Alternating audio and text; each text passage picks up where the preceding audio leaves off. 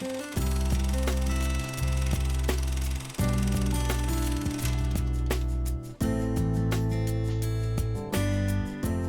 name's Tad Snidecor. I am chairman of the Veterans Memorial Board here in Peoria, Arizona, and I've done that for almost 10 years now. So my family had already moved out here from Michigan. My grandfather at the time worked at Motorola, and so that's how the family ended up out here. My father was actually stationed at Falcon Field. That was an old Air Force field out in Mesa, Arizona. And so he joined the Air Force here.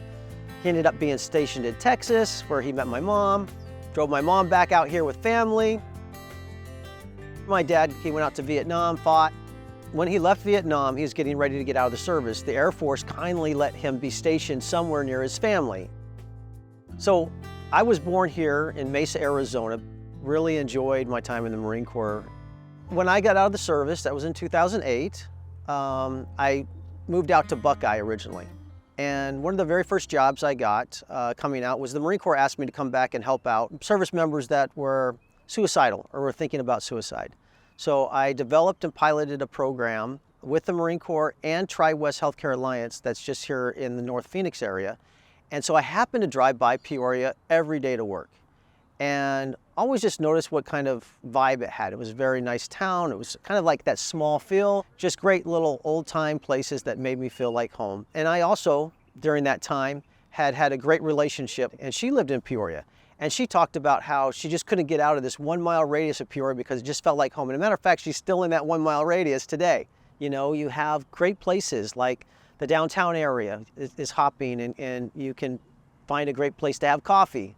And so I decided, you know, why not live in Peoria where she's from, and it seems like a great town. I've always enjoyed it. So I came out to Peoria. One of the very first things I did was actually join the Peoria Leadership Institute. And so I was thinking, you know, what could I do differently? Maybe get into something like a government job. So I was interested in what the city does and how it operates. I found out about the boards. And so I went ahead and put my name in for the Veterans Memorial Board. Lo and behold, pretty soon after that, I was appointed on the Veterans Memorial Board.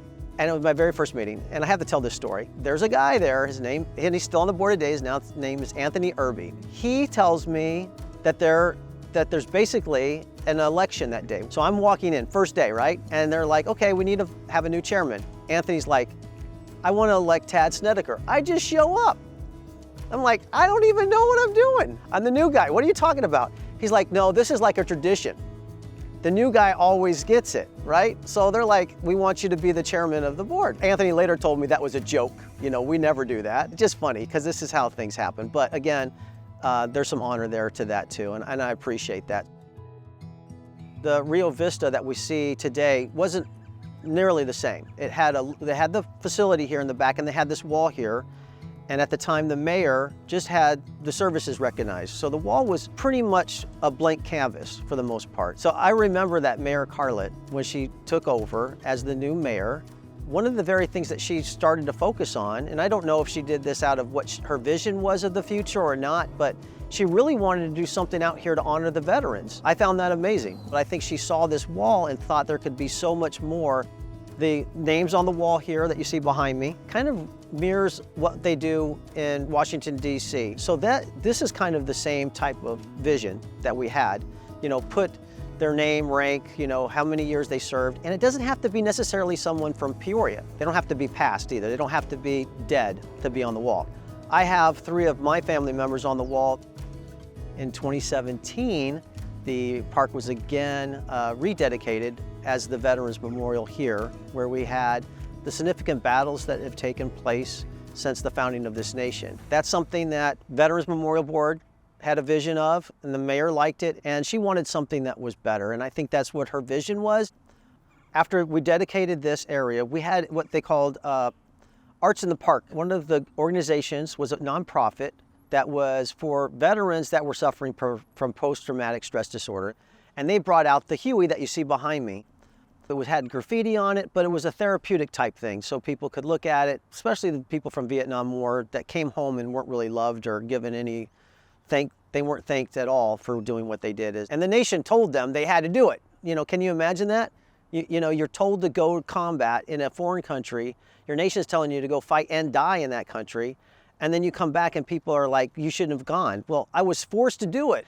And so here's this Huey out here that's on the ground, and it was sitting right over here for the art fair. Someone, I don't even know how it happened, but the next thing you know, we're talking about having the Huey, and we were gonna put it as part of the park. And that took a wealth of engineering just to figure out how to do that. And at the same time, right around the same time, Senator John McCain, he was not doing well. And I remember actually bringing it up. You know, we should do something for Senator John McCain. And so we were looking at everything that man had done. So we went ahead and nominated him and said, okay, what can we do to honor this person before he dies? And I just loved how quickly the mayor and city council just were like, let's do it. And I think within 5 months, we had the Huey up and already had it named. I think what Mayor Carlett did was just amazing. They were always here to help me and the board get done what we asked. And that's what we do. As a board, we only make recommendations. And so really, this came because of their support. And I really want to say thank you. And I think the veteran community would like to say thank you to her for what she's done all those years. And that's why we have this great park today. One of the things that was so amazing about what we've done here is that this actually became Arizona's Education Park of the Year. And I can't think of a better Veterans Memorial than this one in the state. We're always going to look at how we can honor the veterans and what would be good for the veterans. And so things that we are working on, hopefully going forward, is we're going to do a trail, an educational trail here.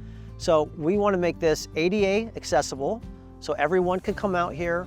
And we're also hoping that we can do something up north, maybe in Vistancia area, where we're looking at a therapeutic veterans trail. It's so important that we reflect. And so going out on a trail like that and just reflecting on life and how great it is to still be alive in this great nation is important to us as veterans.